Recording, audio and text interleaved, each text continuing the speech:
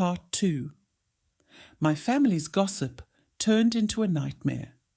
Then the police came for my husband. I made one mistake, just one. I told one relative a secret I was never supposed to share. After overhearing my husband's private fears about leaving South Africa because he no longer felt safe, I was emotionally overwhelmed. I loved this man. This was not some stranger. This was the man who found me broken and rebuilt me. But fear can make even the strongest woman desperate for comfort. So I confided in someone I trusted. I told her quietly, "Please don't tell anyone. I just need advice. He says he may want to leave because he's scared." She promised me. She looked me in the eyes and said my secret was safe. But it wasn't, because somehow my pain became gossip, and gossip became poison. Within days, my family was no longer asking questions. They were creating answers. Suddenly, the story had changed. It was no longer, "My husband feels unsafe." Now it was, "Your Nigerian husband is planning to take you away." And then worse, "He might be trafficking you." I couldn't believe it. The same man who stayed up with me during panic attacks. The same man who held me when depression nearly killed me. The same man who helped me rebuild my life was now being discussed like a criminal. I tried defending him. I reminded them who he really was. But fear mixed with stereotypes is dangerous. And deep down, I knew this was no longer concern. This felt personal. It felt like they wanted to be right about him all along. Then one morning, everything exploded. It was still early, the kind of morning where your body is awake, but your mind is not. Then suddenly, bang, bang, bang! Violent knocking at our door. Not normal knocking, the kind that makes your soul panic before your mind understands. My heart jumped. My husband looked at me, and for one terrifying second, neither of us moved. Then came the shouting, "Open the door! Police!" I froze. Police? My entire body went cold.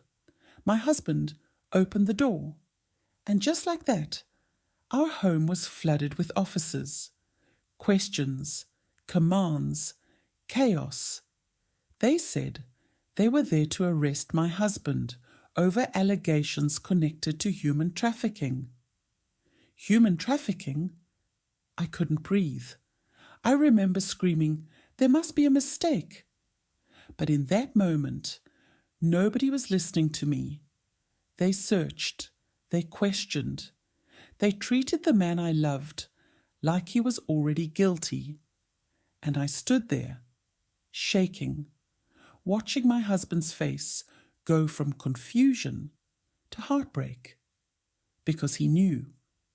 He knew exactly what this was. And honestly, so did I. Yes, I was confused. Yes, I knew there are real criminal cases involving some people, and I would be lying if I said that thought didn't flash through my mind for one painful second. But this man? No, not him. I knew his heart. I knew his sacrifices. I knew the nights he held me together when I was falling apart. This was not justice. This felt manufactured. This felt like fear, gossip, and prejudice had finally taken physical form. And in my soul, I believed one thing. My family was behind this. Someone had taken rumors, twisted them, and pushed them so far that police were now standing in my living room. The accusations that started at family gatherings had reached law enforcement. I felt sick, not just because my husband was being taken, but because I realized the people who were supposed to protect me may have weaponized my vulnerability against the man who loved me. As they led him away, he turned back to look at me, not with anger, not with blame, but heartbreak, and he said words I will never forget. I told you, fear can destroy everything. That day, I wasn't just watching my husband get arrested. I was watching gossip become destruction, stereotypes become weapons, and love become collateral damage.